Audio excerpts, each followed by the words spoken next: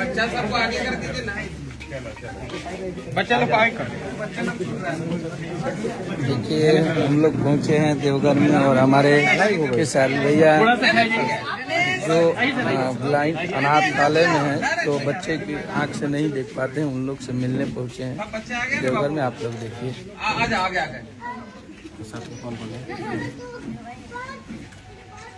चलिए आप लोग ख्याल रखिए और जरूर बताइए, हम करेंगे। ये बच्चे हैं जो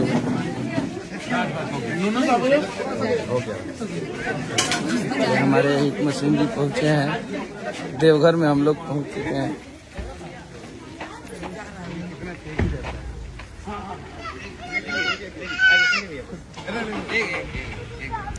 ये वो बच्चे हैं जो देख नहीं पाते हैं, उनकी मदद के लिए हम लोग देवघर में पहुंचे हैं और ये हमारे हिकमत मशीन जी का है।